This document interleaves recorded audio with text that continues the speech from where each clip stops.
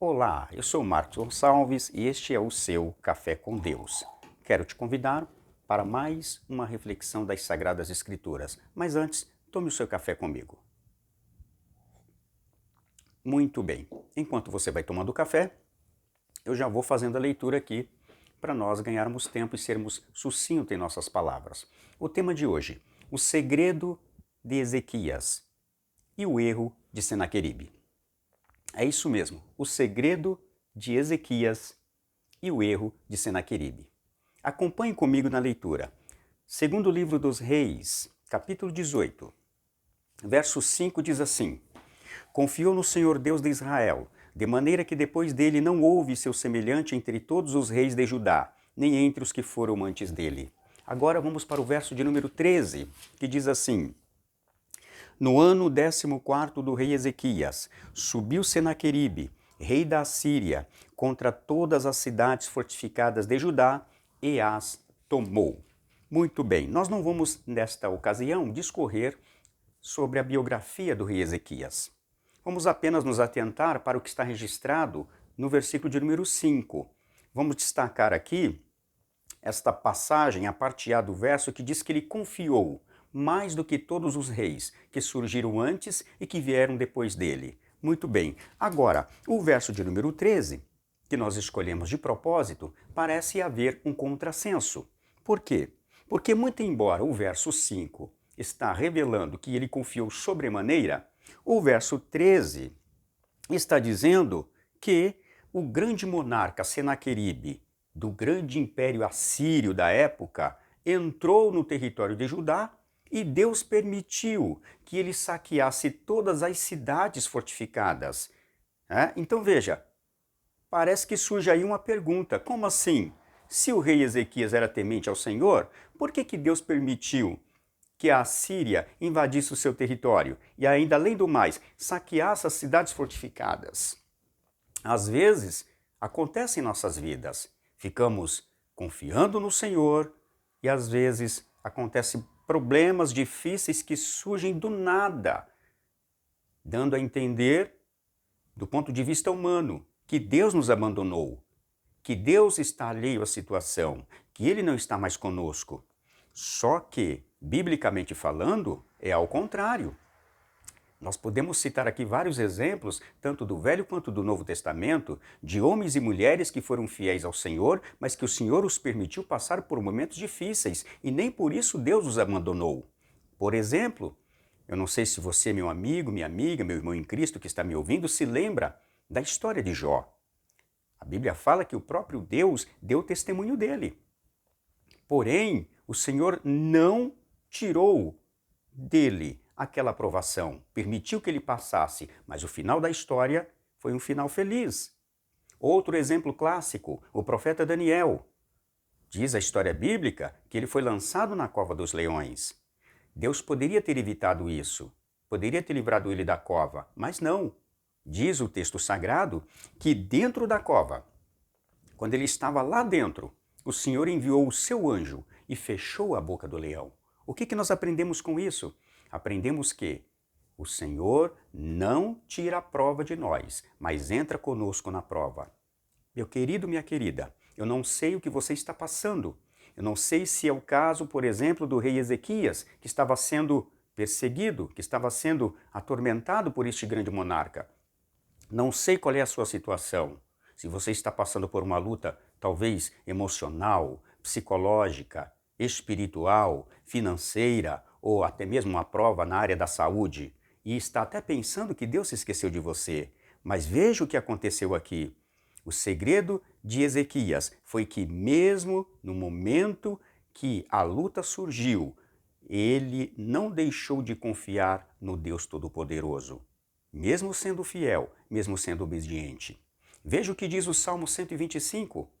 Os que confiam no Senhor são como o Monte Sião, que não se abala, mas permanece para sempre. Qual era o segredo de Ezequias? Qual foi o segredo dele? Confiar. Ele confiou. Então a palavra de Deus para você, meu querido, minha querida, que está me ouvindo, é confiar. Mesmo no momento da luta, mesmo em situações adversas que foge ao nosso controle, confie no Senhor, que pode realizar todas as coisas. E qual foi o erro de Senaqueribe? O erro de Senaqueribe foi menosprezar o Deus de Ezequias. Ele comparou o Deus de Ezequias com os outros deuses das outras nações, que foi criado pela imaginação dos povos, pela cultura local, mas o Deus de Ezequias não. O Deus de Ezequias é o Deus de Abraão, de Isaac e de Jacó, o Deus da Bíblia, o Criador dos céus e da terra, o Deus verdadeiro que criou você, que me criou. Esse é o Deus de que estamos falando. Porém, o erro de Senaqueribe foi menosprezar. O que ele fez? Além dele ter invadido o território de Judá, saqueado e dominado as cidades fortificadas, ele ainda enviou uma grande tropa de soldados e ficaram entrincheirados ao redor de Jerusalém, a capital do reino, prontos para atacar.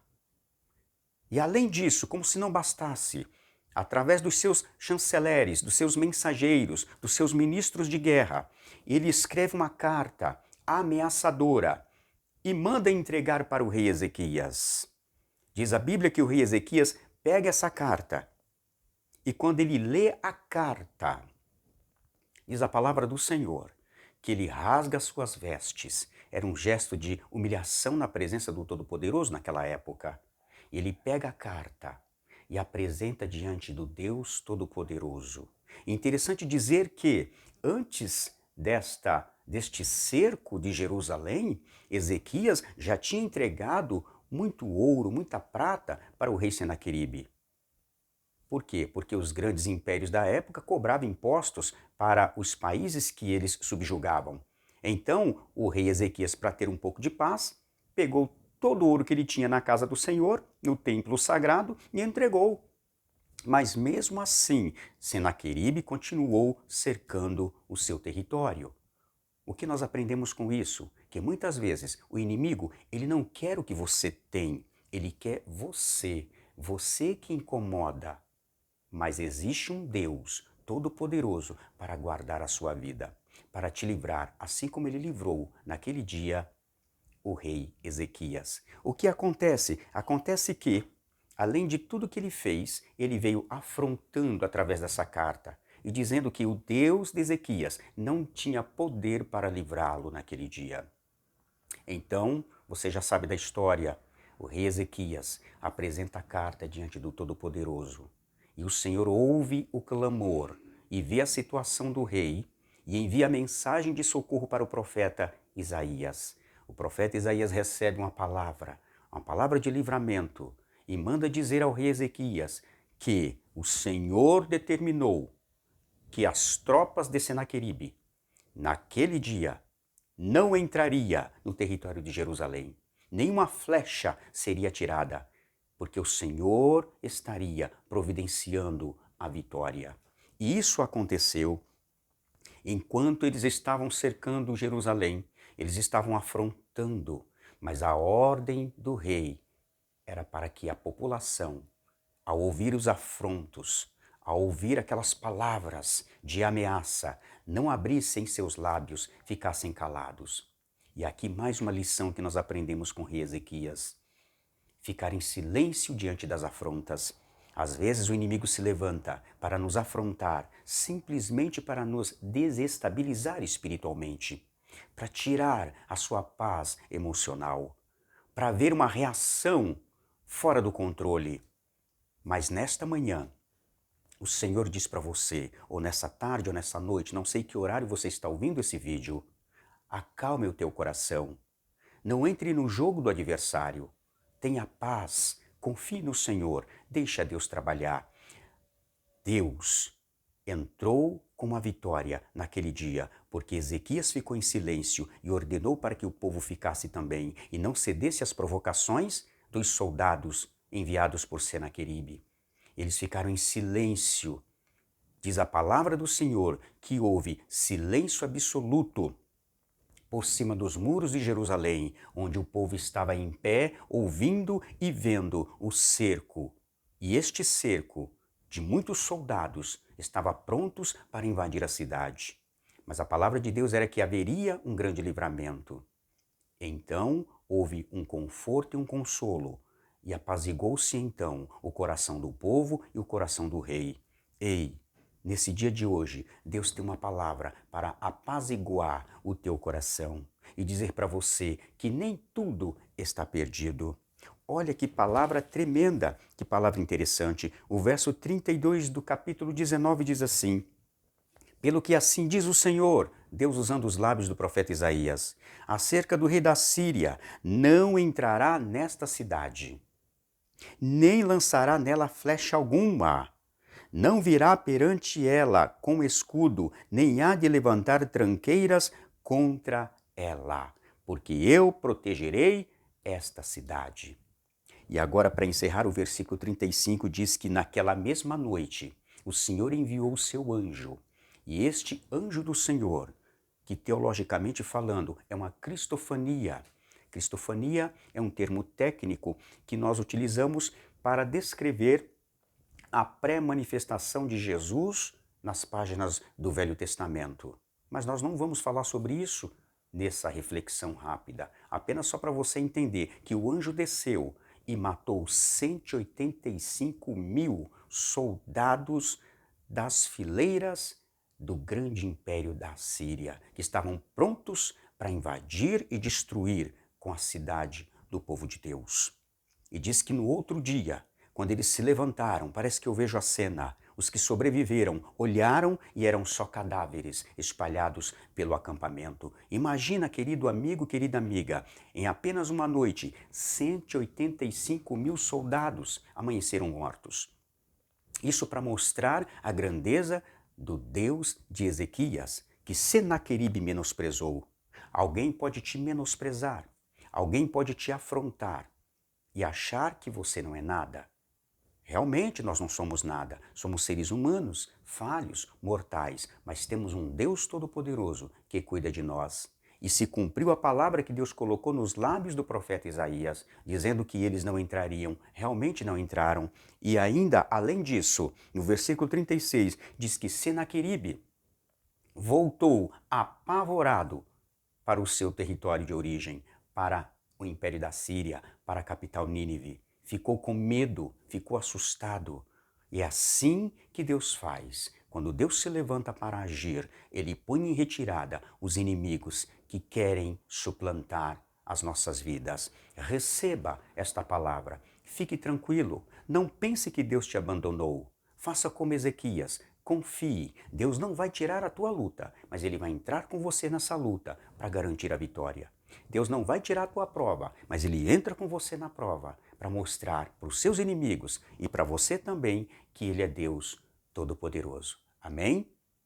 Que Deus em Cristo te abençoe e que você tenha um excelente dia. Quero te convidar para fazer 1 minuto de oração comigo, para que seu dia seja mais abençoado. Ore comigo. Senhor meu Deus, muito obrigado, ó Pai, por este meu irmão em Cristo, essa minha irmã em Cristo, esse meu amigo que está me ouvindo e que parou um minutinho para refletir comigo as Sagradas Escrituras.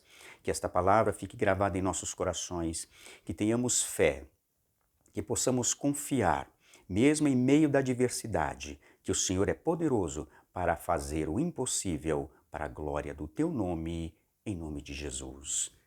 Amém. Que você possa compartilhar esse vídeo com outras pessoas também. Se você se sentiu confortado, consolado e edificado com esta palavra. E se você é novo aqui, se inscreva no canal, para que você possa também nos ajudar a evangelizar e a compartilhar momentos de reflexão da palavra de Deus para os corações. Deus te abençoe e tenha um excelente dia.